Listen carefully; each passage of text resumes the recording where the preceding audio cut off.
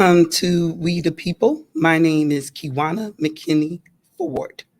Thank you for joining us as we are excited to talk about our three-part series in support of law and order. We will drill down on the importance of gun violence prevention and the power of forensic evidence. Joining us are political candidates and community stakeholders who will share their views on this very important subject matter. So at this time, I would like to start by introducing our guests. First, we have Councilwoman Jamie Gauthier, candidate for Philadelphia City Council, District 3. How are you, Jamie? Hi, Kiwana. I'm doing well. Thank you so much for having me. Pleasure to see you. Pleasure to see you as well. Thank you. And next, we have her opponent, Jabari Jones, again, candidate for Philadelphia City Council, District 3. Jabari, how are you? Doing well, Kiwana. Thanks for having me. It is a pleasure to see you, Jabari. Mhm. And also, we have our amazing stakeholders. Joining us is the powerful Reverend Jonathan A. Mason, pastor of Northeast Baptist Church and the founder of Philly Favor 100.7 FM. How are you, Pastor? Okay, so Pastor's camera has went out, but we know he is with us. I would like to introduce our next stakeholder, the amazing Stanley Crawford, Executive Director of the Black Male Community Council of Philadelphia. Welcome, everybody.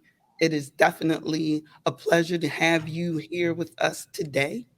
And in order to orient each of you on our subject matter, which is gun violence and the power of forensic evidence, we will start with a short video. My name is Stanley Crawford. Most people call me Brother Stanley. The reason why I started the Black Male Community Council of Philadelphia was a result of the murder of my son on September the 8th of 2018. My son was 35 years old, and I raised him from the age of 3. It was just me and him.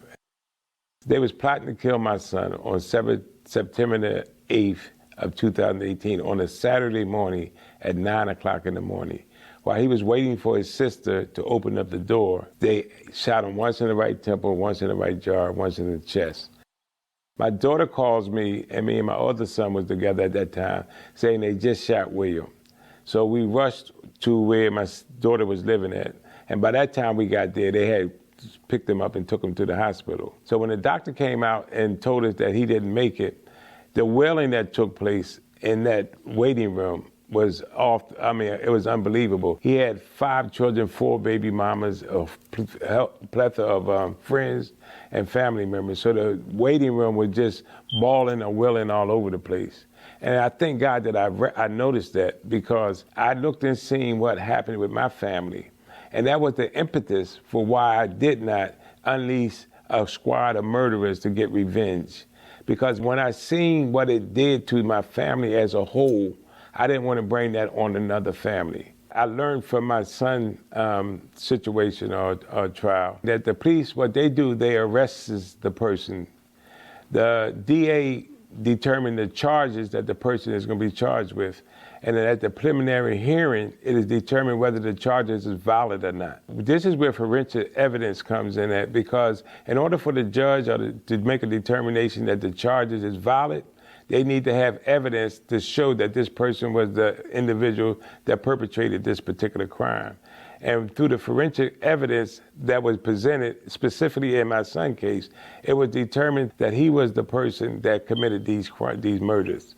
And when I first was there looking at it, I didn't understand it. I understand now that he was charged basically because the forensic evidence placed him at the scene of these crimes. From my experience with the murder of my son, and we also had a Family of Unsolved Murders project, if Philadelphia would get a state-of-the-art forensic laboratory, I believe a lot more of these murders would be solved and the families would get some type of closure on the murder of their loved ones.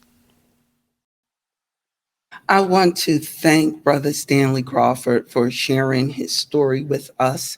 And we're going to move into the rules of engagement for our lightning rod session. So, the rules of engagement. Each candidate has 3 minutes to provide a solution-oriented response. When we get to 30 seconds before that 3 minutes is up, I will simply say 30 seconds. Also, there will be no bashing or finger pointing allowed.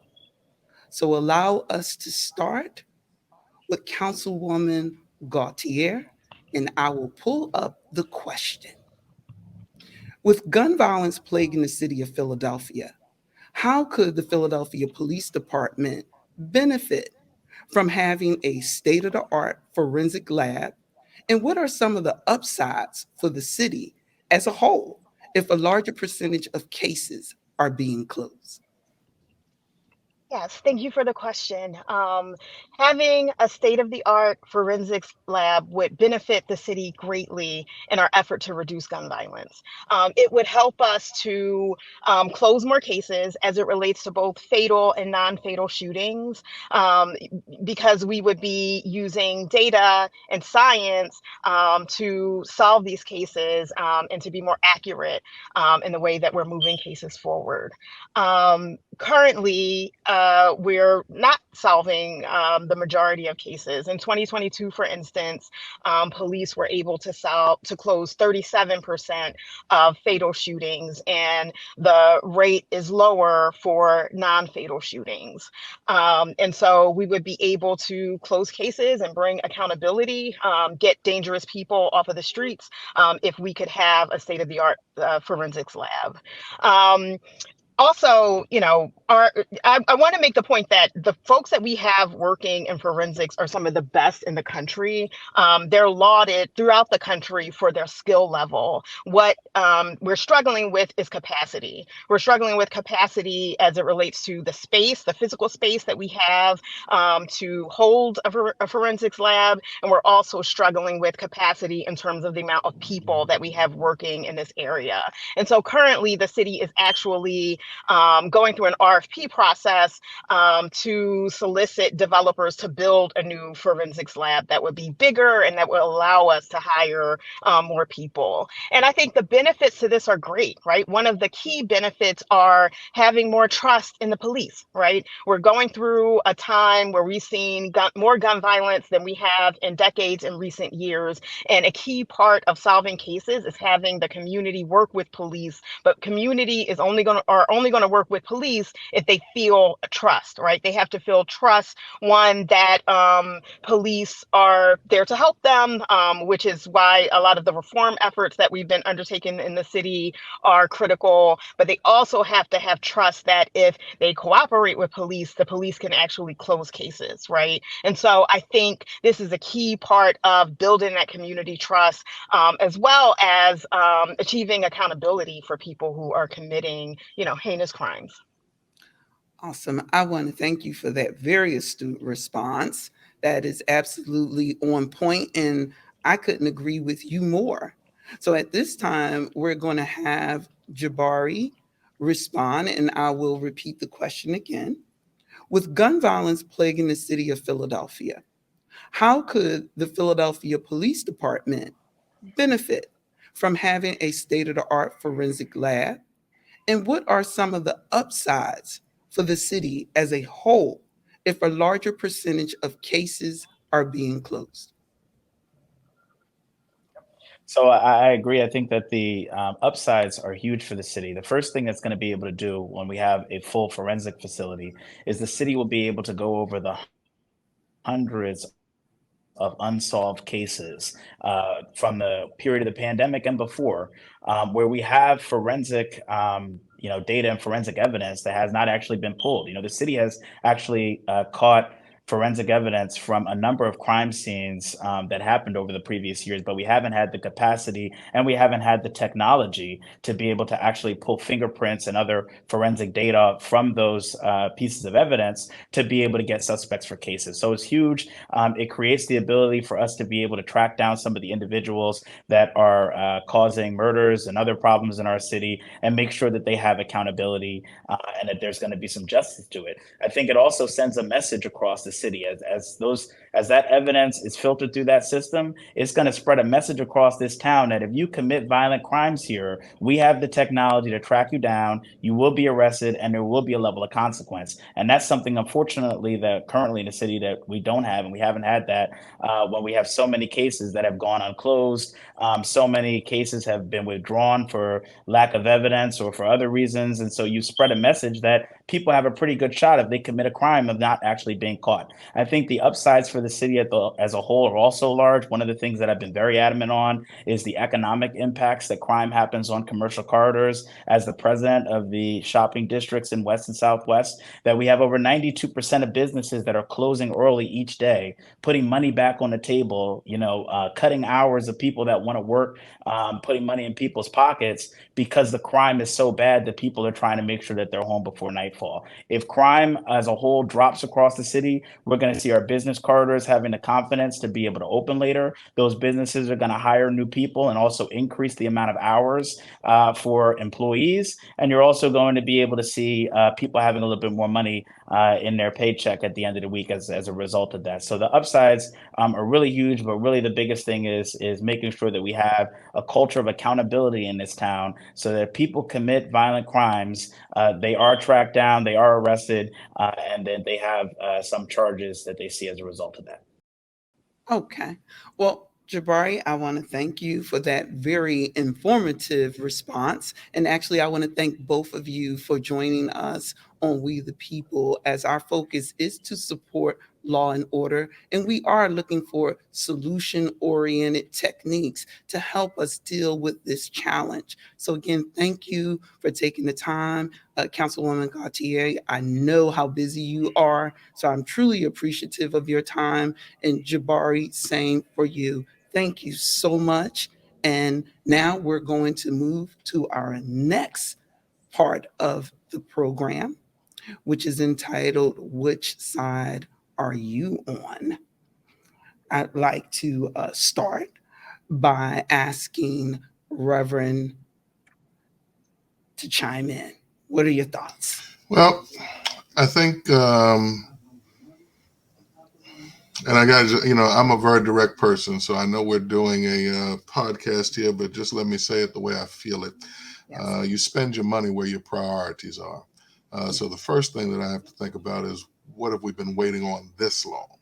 And so as we look at gun violence skyrocket in the city of Philadelphia, as we look at violent crimes continue to skyrocket in Philadelphia, we already have a group of elected leaders that, in my opinion, this is something that is necessary.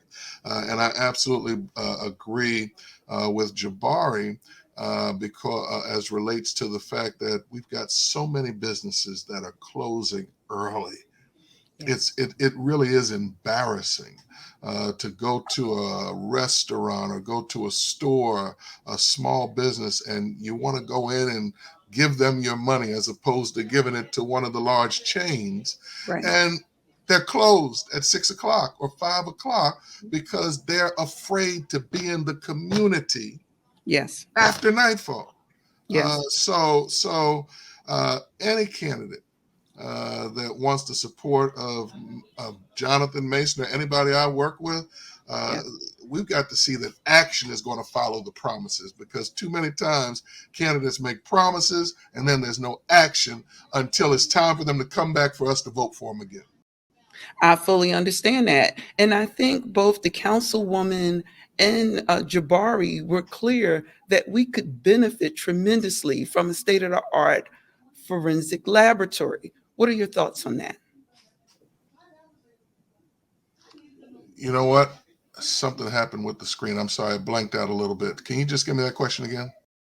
I said both the councilwoman and Jabari were in agreement that the city could benefit tremendously from a state-of-the-art forensic laboratory. What are your thoughts on that? 100%. Again, it's going. If we can get to the point where violent crimes are being solved, and so many of them are sitting on the table now and not even being dealt with, if we can get to the point where we can solve some of these crimes, it's going to become a deterrent to others to continue to commit crimes in our city, thinking that they can just do it. And they're still going to be walking around free. We need to put the criminals in jail, and we need this as a deterrent. Reverend, I could not agree with you more, and thank you so much for that response. Brother Crawford, what are your thoughts? Well, I think both of them had some points that was made in reference to the state-of-the-art forensic lab that is undisputably needed. I just take a different twist in reference to the emotionality, I guess, because I'm a victim of my son being murdered, and because we work with families of Unsolved Murders Project, where we work directly with family members that have members of their family murdered that's still unsolved. So that's a double doobie that they are experiencing. Number one, you lost a family member, and number two, it seems to be no effort to be able to find the perpetrator. So I have little concern about the business. That's number one. My concern is about the human beings and the emotionality that is attached with their family members being murdered, and the city whose people in the government of the city of Philadelphia who take an oath to protect and serve are not being as diligently or have the tools that they say they need to help these family members to get some closure, number one. Also, the state-of-the-art forensic laboratory also does what the Reverend was saying.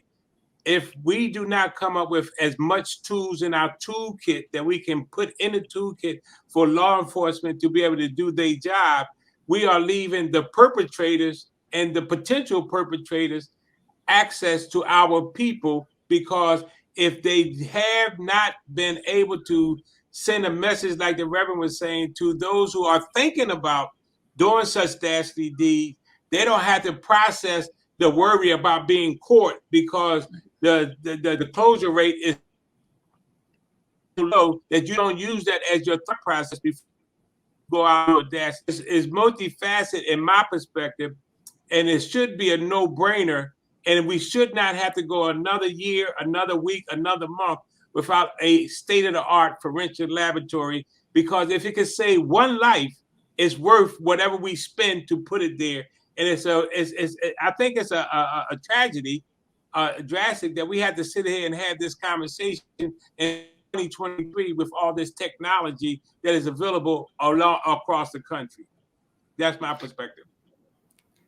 Brother Stanley Crawford, always telling it like it is. I want to thank both of you. Reverend, you know you're one of my favorite people in the world, Reverend Mason. And Stanley, we've recently met, but I am beyond impressed. I love to just keep in touch and keep the dialogue going. And I want to thank you for joining us on We the People, as our focus is to support law and order and have a quality discussion as it relates to gun violence prevention and the power of forensics.